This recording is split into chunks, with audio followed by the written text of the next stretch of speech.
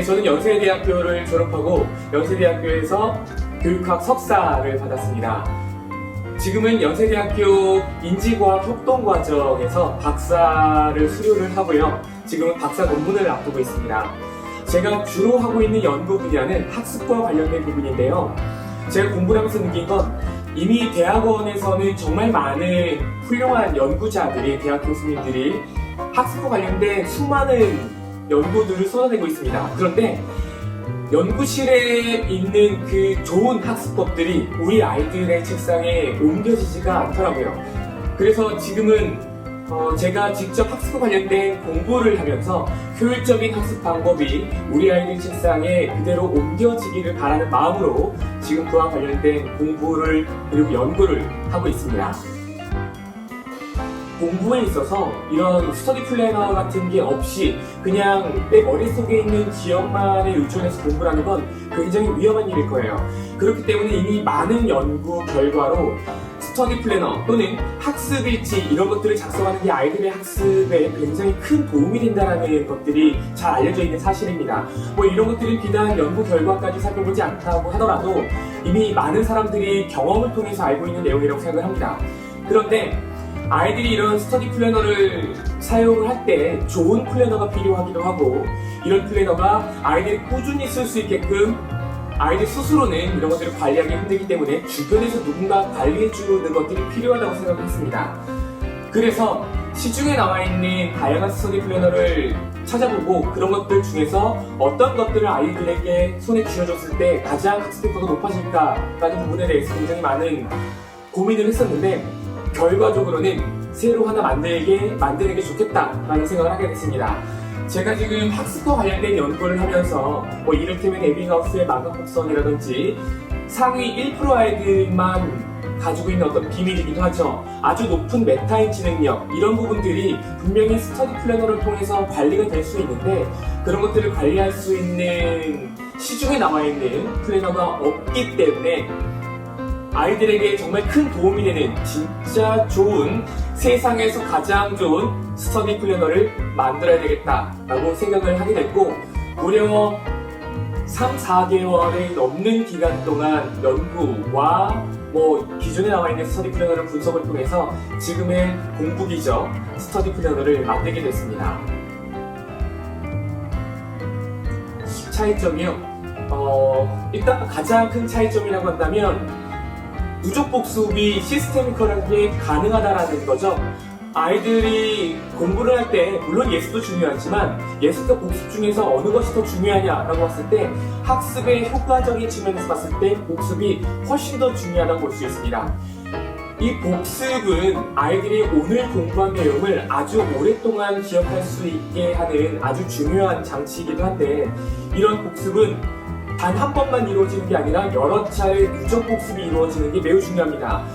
그래서 저는 예전부터 이런 누적 복습 시스템이 학원에서 이렇게 적용이 될 수 있게 만드는 데 많은 관심을 드렸었고, 실제로 누적 복습 시스템을 제가 운영하는 학원에서는 도입을 하기도 했었는데, 이런 것들을 보다 많은 아이들이 잘 할 수 있었으면 하는 마음이 있어서 이 스터디 플래너에는 누적 복습을 아주 편안하게 쉽게 할 수 있는 장치가 들어있고요.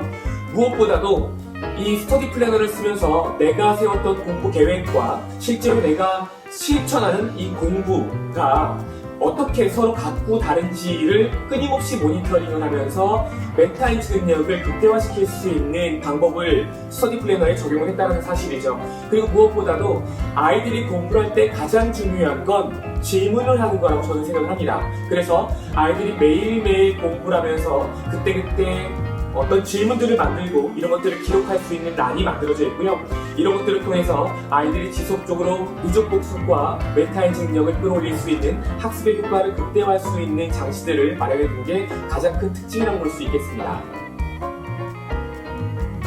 공부기적에서는 시스템적으로 누적 복습이 가능하게 구성이 되어 있습니다. 모두 4회차의 누적 복습을 할 수 있게끔 이제 마련이 되어 있고요. 아이가 오늘 스터디 플래너를 작성하고 이제 공부의 뒷부분으로 가게 되면 오늘 누적 복습을 해야 되는 페이지 번호가 나와 있습니다. 1차 복습부터 시작해서 4차 복습까지 어떤 페이지에 가서 어떤 내용을 복습을 해야 되는지 친절하게 설명이 되어 있고 아주 쉽게 복습을 할 수 있게끔 구성이 되어 있습니다. 자세한 내용은 제가 지금 구두로 설명을 드리는 것보다는 실제로 여러분들이 스터디 플래너의 페이지를 샘플로 보시면 쉽게 아실 수 있을 거라고 생각이 듭니다. 메타인지 능력이 상위권 아이들에게 매우 중요한 역할을 한다는 사실에 대해서는 이미 많은 사람들이 알고 있죠. 2012년, 13년 정도에 이 메타인지 능력이라는 게 대한민국 교육계를 강타할 정도였으니까 메타인지 능력은 보통 많은 학부모님들도 잘 알고 있는 아주 중요한 키워드라고 보시면 될 것 같습니다. 이 메타인지 능력이라고 하는 건 내가 아는 것과 모르는 것을 구분할 수 있는 능력인데요. 이런 메타인지 능력을 높이기 위해서는 아주 간단한 방법들인데 꾸준히 훈련을 해야지만 이런 메타인지 능력이 좋아지게 됩니다. 그런 방법 중에 하나가 내가 실제로 계획한 것과 실제로 내가 실행한 것들 사이에 얼마나 큰 차이가 있는지를 아이들이 끊임없이 몸소 느껴봐야 돼요. 그러기 위해서는 계획하는 것과 오늘 내가 실제로 공부를 실천한 페이지가 한 번에 비교할 수 있게 페이지 구성이 되는 게 매우 중요하죠. 그런 의미에서 공부 기적에서는요. 오늘 공부를 계획하는 부분과 그리고 오늘 공부를 실천하는 부분을 한 페이지 안에 왼쪽과 오른쪽으로 분리해서 이렇게 쓸 수 있게끔 구성이 되어 있습니다. 아이들은 스터디 플래너, 공부 기적 스터디 플래너를 쓰는 과정에서 끊임없이 자신의 공부 계획과 자신의 공부 실천을 직접 대놓고 비교해 보면서 내가 세웠던 계획이 정말 어처구니가 없었구나, 혹은 내가 너무 가벼운 공부 계획을 세웠구나 라는 것들을 계속해서 모니터링하게 될 겁니다. 이런 과정을 통해서 아이들은 메타인지 능력을 조금씩 키워나갈 수 있게 될 겁니다. 공부기적 스터디 플래너는 모두 61일 분량입니다. 2달 분량인데요.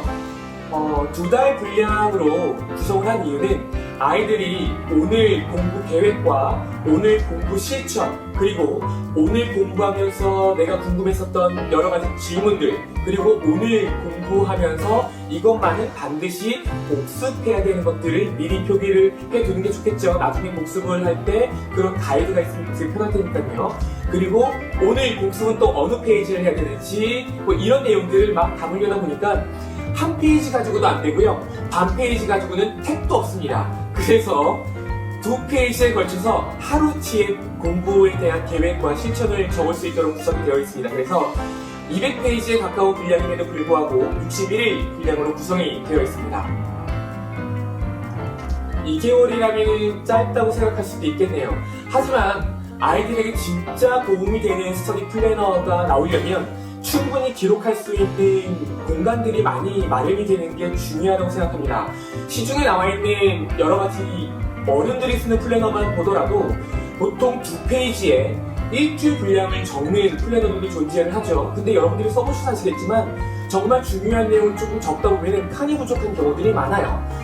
스터디 플래너는 아이들에게 공간이 부족해서는 안 된다고 봅니다. 그리고 각각의 공간은 특정한 내용들을 기록할 수 있게끔 되어 있어야 아이들이 스터디 플래너를 작성하는데 고민을 하지 않게 될 거예요. 그러다 보니 공부에서 반드시 필요한 어떤 이런 요소들을 하루에 매일매일 기록하게끔 하기 위해서는 충분한 공간을 확보해야 되고, 그러기 위해서는 아무리 못해도 2페이지 정도는 필요하다고 판단을 했습니다. 그렇기 때문에 이 196페이지에 걸쳐서 딱 2달치만 구성을 하게 됐습니다. 이 공부기적 스터디 플래너는 실제로 선생님들이 어떤 매번 지시를 해야 된다거나 아니면 여기 어떻게 써라라고 가이드를 줄 필요가 없어요. 이미 스터디 플래너 안에 굉장히 세세하게 각 섹션마다 아이들이 무엇을 적어야 되는지 자세하게 안내가 되어 있고요. 누구나 보면 직관적으로 쓸 수 있게끔 구성이 되어 있기 때문에 선생님은 아이들이 그냥 스터디 플래너를 오늘 써야 될 분량을 썼는지 안 썼는지 정도만 확인을 하면 되지, 이런 것들을 어떻게 써라 저렇게 써라 이렇게 관리할 필요는 없습니다. 아이들이 스터디 플래너를 사용하는 방법에 대해서 한 번 정도는 오리엔테이션이 필요할 것 같아요. 여러분들이 혹시라도 아이들에게 직접 공부 기적 스터디 플래너를 100% 활용하는 방법을 한 번쯤은 간단한 가이드를 줄 수 있을 거라고 예상이 돼서 제가 이미 프레젠테이션 PPT 파일로 여러분들께서 아주 쉽게 공부 기적을 더불어서 아이들이 공부 기적 스터디 플래너를 잘 활용할 수 있는 영상도 준비가 되어 있기 때문에 이런 것들을 참고하시거나 아니면 제가 제공해드리는 이 PPT를 통해서 여러분들께서 아이들에게 오리엔테이션 수업을 하시는 것도 좋은 방법이 될 수 있을 것 같습니다. 학원에서 아이들의 공부 습관이라든지 시간 관리를 해줄 수 있는 시스템을 장착했다는 것으로 충분히 학부모님들께 어필이 가능할 거예요. 이런 부분들은 단지 우리가 교과목을 아이들에게 열심히 가르치는 것을 좀 뛰어넘어서 좀 더 큰 틀에서 아이들의 공부 습관 그리고 시간 관리까지 잡아준다는 측면에서 굉장히 교육적인 그리고 교육의 본질에 대해서 학습의 본질에 대해서 충분히 이해하고 있는 학원으로 어필할 수 있는 아주 좋은 장치가 될 것입니다. 학원에서 스터디 플래너를 시스템으로 장착한다는 건 아이들이 매일매일 스터디 플래너를 잘 기록한다는 걸 좀 뛰어넘어서 또 다른 무엇인가가 필요하다고 생각했습니다. 제가 보통 잘하는 게 교육 서비스에 상품하죠. 그래서 스터디 플래너를 학원에서 도입을 한 그런 모습들을 어머님들께 보다 적극적으로 어필할 수 있는 월간 보고서가 필요하다고 생각했습니다. 그래서 월간 보고서를 아주 손쉽게 다양한 그래프들과 함께 아이들의 한 달 동안의 학습에 대한 어떤 시간 관리적인 부분, 습관에 대한 부분, 학습 전반에 걸쳐 있는 부분들을 다양한 그래프로 뽑아낼 수 있게끔 미리 엑셀 파일을 만들어 놨고요. 여러분들은 숫자만 이렇게 간단한 숫자만 입력을 하면 자연스럽게 보고서가 쉽게 출력할 수 있게끔 구성이 되어 있습니다. 이런 것들을 통해서 여러분들은 학부모님들께 한 달에 한 번 스터디 플래너를 작성한 그것들을 기반으로 해서 아주 예쁜 보고서를 학부모님들께 제공을 해드릴 수 있을 겁니다.